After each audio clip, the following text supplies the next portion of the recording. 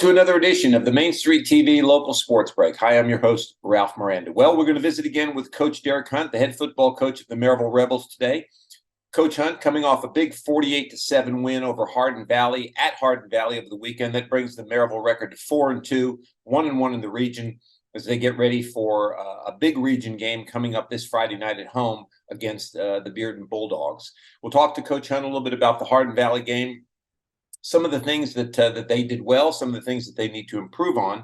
We'll talk about some of the young guys that continue to get more reps, continue to help that football team improve the way they wanted to improve, and we'll go into all that with him as well. And we'll talk about their freshman quarterback. That seems to be the big story around Maryville now. Not only a freshman quarterback, but a young sophomore running back. As I told Coach Hunt, that needs a different number. He's wearing number 93 now, and it's a little bit weird looking at a running back wearing number 93, but of course that was all in jest. He's doing a tremendous job running the football. Talk a little bit about those two young men as well as others, and then we'll talk about the Bearden football team coming in here Friday night. You know, if you look at their record, they've lost 2 football games, and that doesn't look all that impressive, but their losses have been to West and Alcoa, 2 defending state champions, where Bearden did have the lead in those football games late in the football game. They're a very talented and a very experienced football team, and Maryville will have to play their very best Friday night against Bearden. So all that and more on this week's edition of the Main Street TV Local Sports Break at Maryville High School. We'll be right back.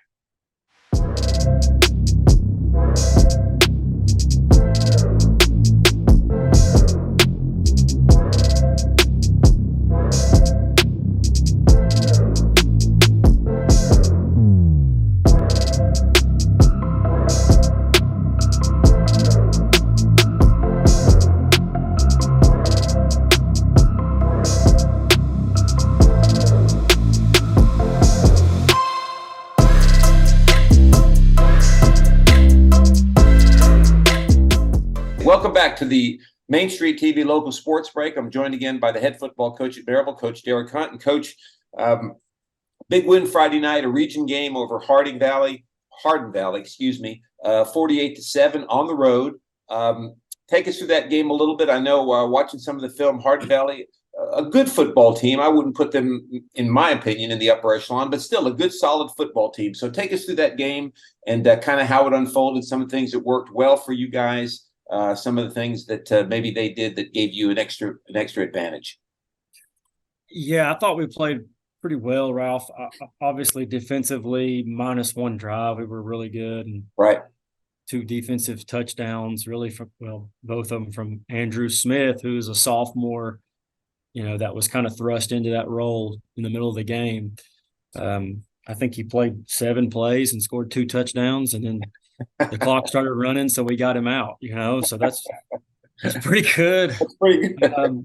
Yeah, but no, I mean, then offensively, we were clicking the first couple drives, and we were able to overcome some penalty miscues and beat some odds with some 1st and 20s. That was good to see. You know, you hate that you have to do that, but when you get in that spot, and that happens on the road sometimes, right. Different associations are going to call it different ways, and you just gotta play, you know. So, but we made some plays early. Britton Barrett had a really nice game at receiver.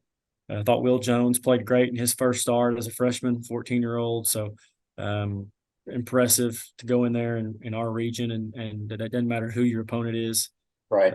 It's hard to go 12 for 15 on air sometimes in practice. So when you can do it in a game, you feel good about it. But no, I thought we ran hard, blocked well. You know, I agree.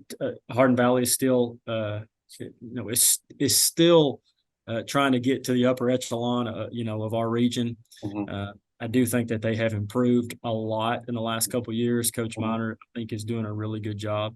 So yeah, but overall, you know, I felt really good about going out and getting our first region win, and so much bigger one coming this week.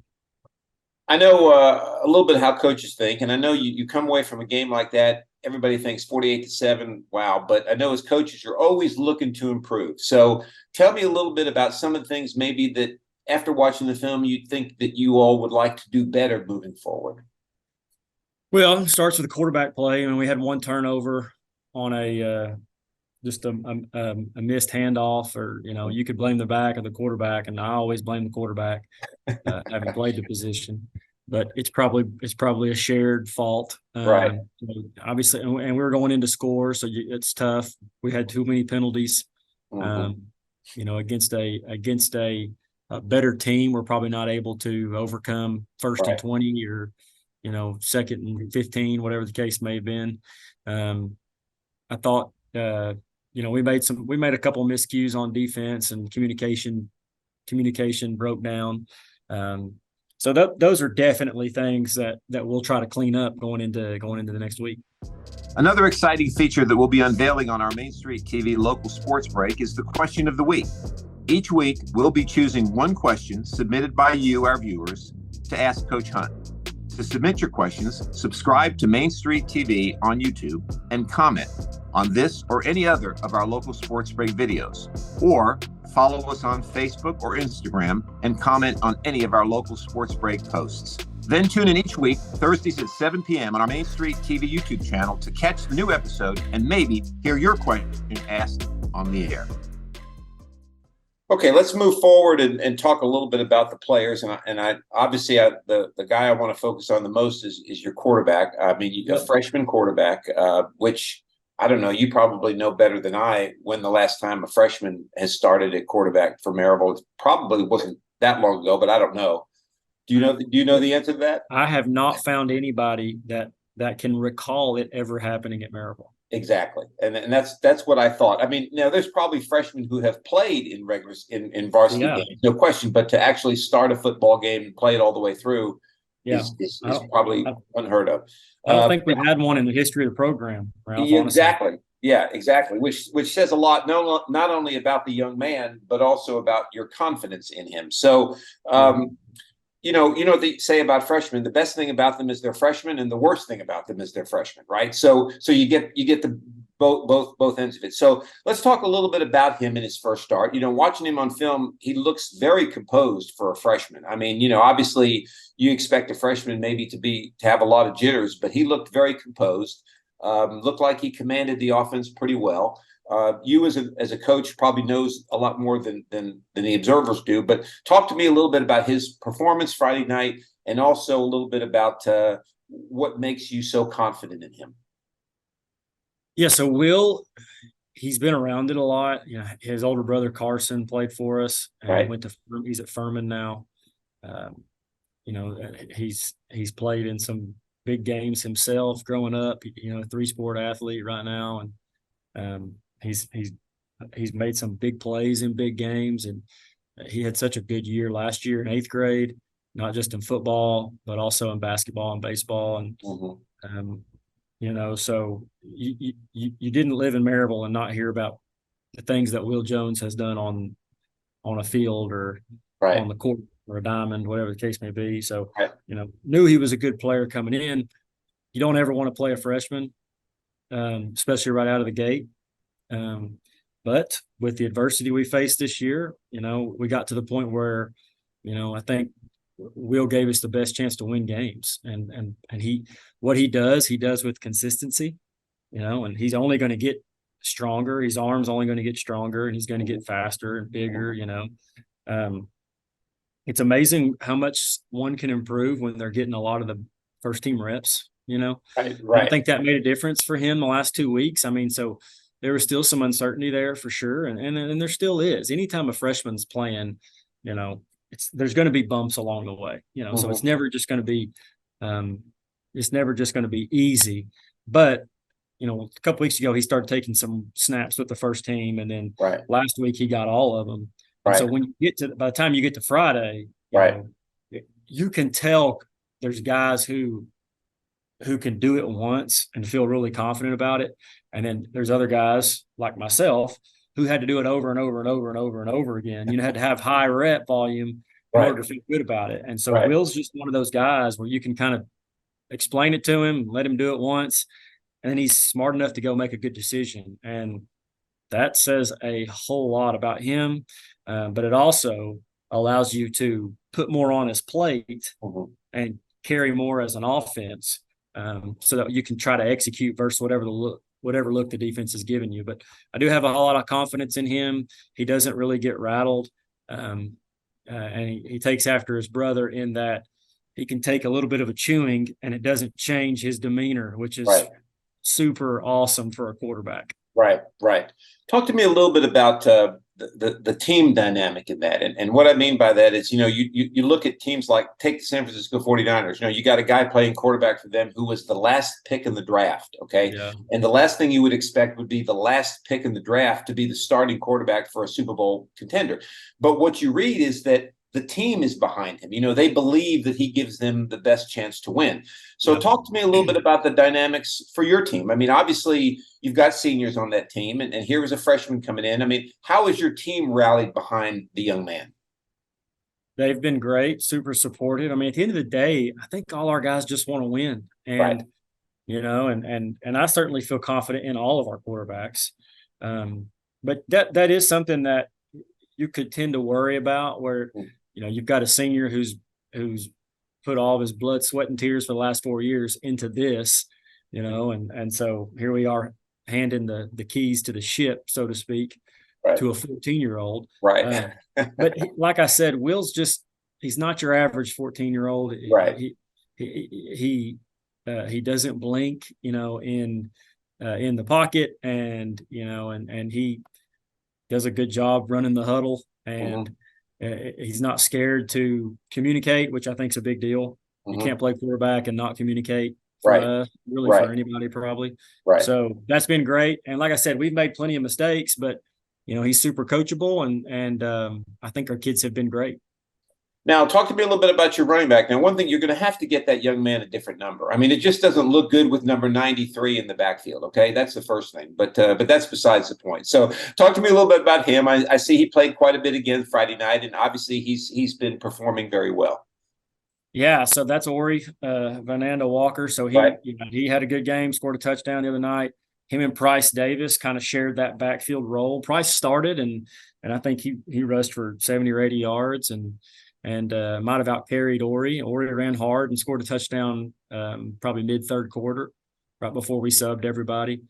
But no, they're running hard right now, and anytime our offensive line can block it up, I feel really good about the chance that, number one, we're gonna get a first down, but number two, we may break one too. And so that's one of the things we're focused on right now is once we get to the second level, we just can't let safeties tackle us. Defensively, that's what you want. Hey, you're the safety. They call you a safety for. You want to present a touchdown, but on the offensive side, it's like if we get to the second level and we're able to block that up, you got to make safeties either miss or run over them, and turn a 12-yard gain into a 40-yard gain, or a touchdown. So we've got to find a way to do that, create more explosive plays. I think we're really close there. So hopefully we can continue to run hard. And that's always been a hallmark of Maryville backs over the years, is that ability to get in the open field and make safeties miss. Yeah. So I hear what you're saying.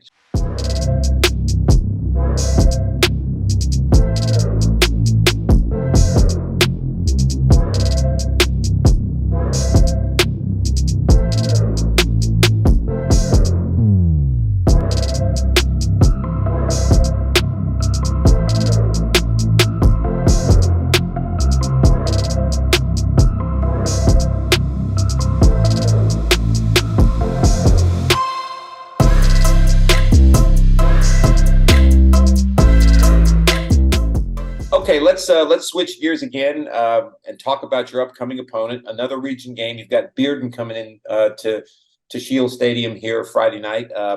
Bearden, a team that, if you look at their record, it doesn't look impressive, but their two losses were against Alcoa and West, which are two teams that obviously state champion type football teams. So Bearden is a very good football team. Talk to me a little bit about what you'll face Friday night and some of the things that Bearden does really well. Yeah, so in the two games they lost, I mean, first of all, we lost to West as well. Alcoa and West, two former state champions, they're the defending state champions. Correct. And in both of those games, Bearden had the lead with under 3 or 4 minutes to go. Against West, they lost on the last second play, kind of a Hail Mary type play. And against Alcoa, I think they had Alcoa with 3 minutes to go, 3 or 4 minutes to go, and Alcoa drove 98 yards to score and win the game. Yeah. And they still had the ball with a chance to win. So you could argue that they're a couple plays here or there from being undefeated. Correct. And probably being one of the top ranked teams in the state, if that's the case. Because if you beat Alcoa and West, you're undefeated in Region 2, 6A, you're going to be ranked in the top 5 in the state. No question. Yeah. That's kind of what we're looking at. They are super talented. They have 2 or 3 running backs that are probably Division I good. They have a couple linemen that are Division I good, and then they have a couple defenders that are Division I good. They have a linebacker, Ironside's his last name, who's one of the best we'll see this year. They have a safety who has played for them. It feels like for 8 years, like he's been there for so long. He reminds me of an Ed Reed type safety. He kind of does his own thing, but he's so good. It's like he does. It's almost like everybody else is playing their defense, and then he's got his own game going on. Right. So he can be the extra hat in the box, or he might hawk a slant or a post. When you're expecting him to be the weak side safety in cover 2, whatever the case may be. So he does things that you can't predict. It's really hard to read, and it seems like he's in the right spot. He's got a nose for the ball. And then they got 2 outside linebackers who are 3-year starters. It's tough, man. They're a really good football team. Schematically, they can cause problems on both sides of the ball. They've got a kicker who kick it in the end zone every time they kick off. It's going to make you go 80 yards. They do a lot of the right things statistically that help you win football games, and that's what's going to make it so tough. I know the fans look at the last 2 games and think, okay, Maryville's back on track, but obviously going into this game with Bearden, as successful as you've been over the past 2 weeks, what are some of the things that you feel you guys have to do better to be able to win this football game? Well, we're going to have to tackle a lot better to beat Bearden, because they're going to put the ball in the hands of their backs, who are super good, and that's what they should do. Quarterback's really athletic, can run it.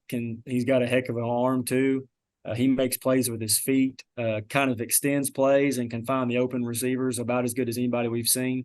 We're going to have to keep him in the pocket, so play contain, and then when he gets outside the pocket, we got to tackle. We're going to have to tackle better. And then the second thing we need to do is we're going to have to block them up. I know it's super cliche to say, well, if we block and tackle better, but it's the truth. Like, we might kind of our theme right now is, we'll have one play where everybody does their job except for one person. And on the offensive line, that one person is going to get you hit in the backfield. And so we need to be 5 out of 5 instead of 4. That's our goal. We need to have more 5 out of 5s up front and less 4 out of 5s. Right. We've got a lot of 4 out of 5s, and we'll take 4 out of better than 3. That's for sure. But if we can get to 5 out of 5s, I think we can move the football. We're making plays in the pass game right now, and so just got to improve in the blocking game. We need to tackle better, contain, do a good job of contain, because when those guys get outside, it's going to be hard. Yeah, no question. I mean, you said it. I mean, football, no matter how many guys you put in the formation and move guys around, it still comes down to blocking, tackling, stopping the run, being able to run the football. I mean, those are basically the staples of football, right? Okay. Final question for our fans. Talk a little bit about the kickoff rules, and what I mean by that is, obviously, if the ball kicks into the end zone, the returning team does not have a chance to return it. Is that correct? That's correct in high school. Yeah. Okay. And if they have to field it in the field of play, correct? Yeah. The ball cannot cross the goal line. Okay. Now I noticed in college, anyway, they can make a fair catch and move the ball to the 25-yard line. Is that also a rule in high school? It's all the same in high school. So because you can't return it when it comes out of the end zone. It doesn't matter. A lot of times when it goes in the end zone, the guys don't even – we'll have our players put their heels on the goal line, and they don't even back up. They just let it back up. Yeah. Okay. All right. So obviously then that begs the next question.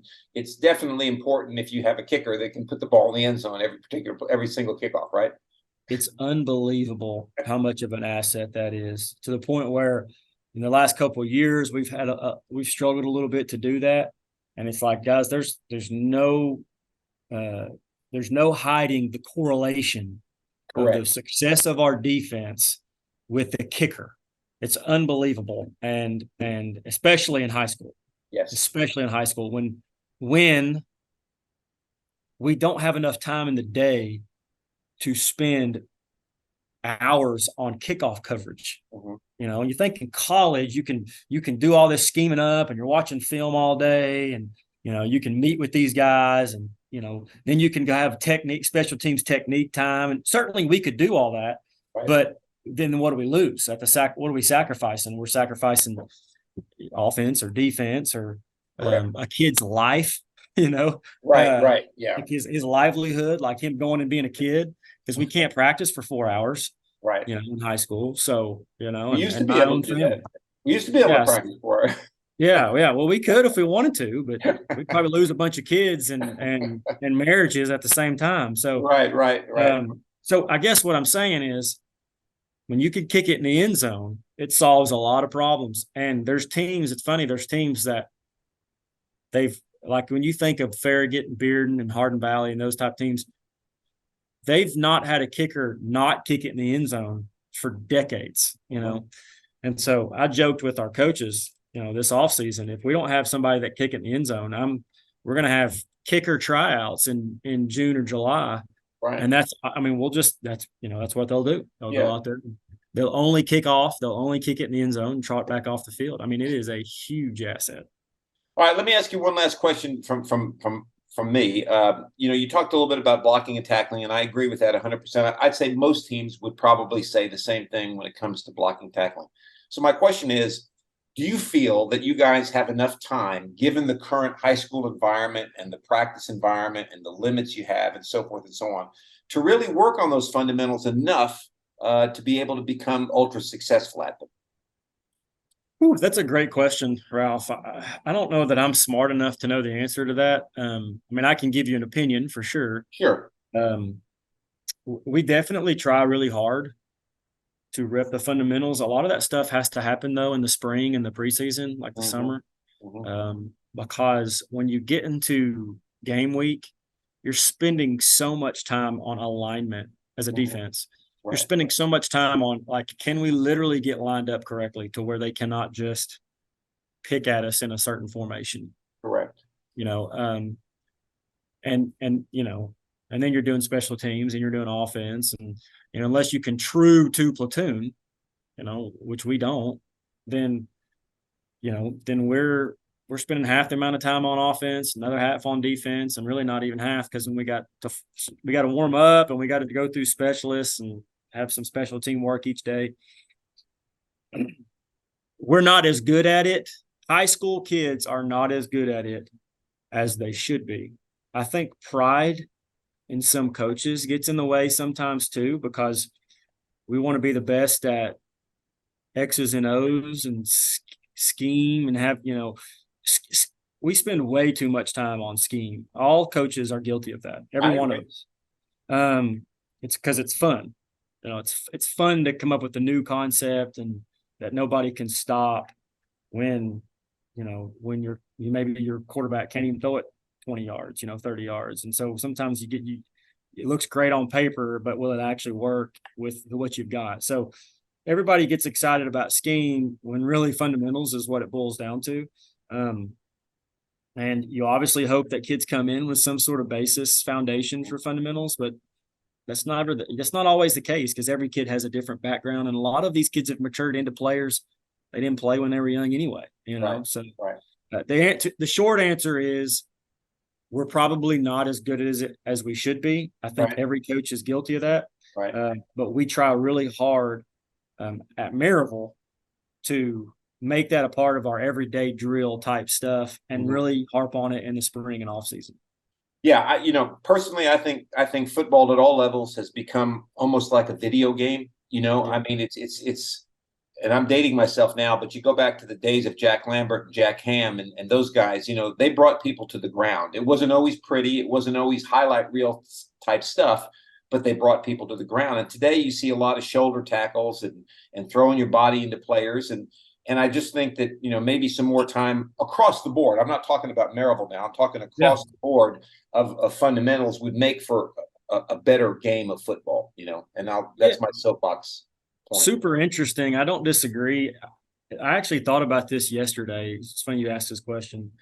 I was just thinking, well, I wonder what football would look like if we had never made the helmet, and because that's where so many of your injuries come into play. I mean, guys especially in the NFL and college too, they feel invincible.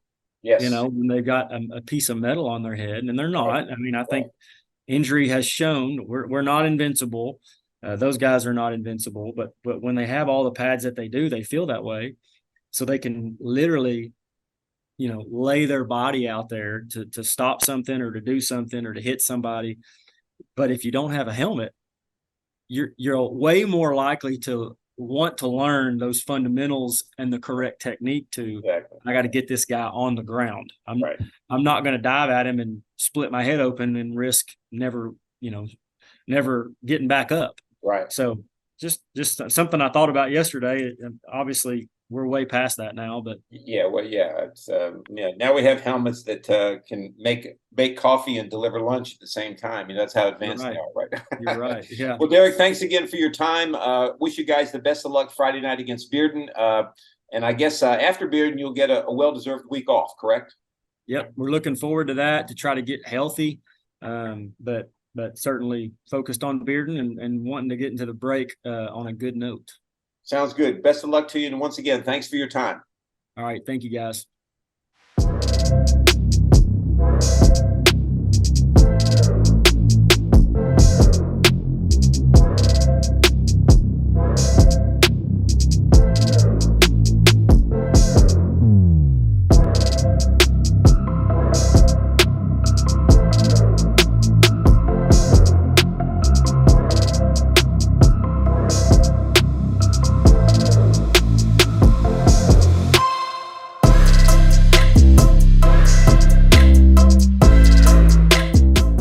Welcome back to the Main Street TV Local Sports Break. Hi, I'm your host, Ralph Miranda. Well, I hope you enjoyed this week's episode with Coach Derek Hunt. We recapped the Hardin Valley victory, a region victory for Maryville, 48-7 at Hardin Valley, a chance for their freshman quarterback to get out there and not only start the game, but play most of the game. A 14-year-old quarterback. And as we talked about, we can't find any record of Maryville ever starting a freshman quarterback. So this is unproven ground for the Rebels this year. But obviously, the coaching staff feels that the young man gives them the best chance to win. So we'll talk a little bit about that football game, some of the things they did well, some of the things they need to improve on. And then we'll go into talking a little bit about some of the other young players that have been successful and are getting more and more experience for Maryville. If you look at this football team, they've had a lot of adversity. A lot of guys get injured. It's given a lot of young players a chance to play. And I think as you go through the next couple years, you're going to see a very talented and a very experienced football team at Maryville. Then we'll talk about the Bearden game coming up. Bearden, a very, very good and experienced football team, and they're going to give Maryville all they want Friday night at home.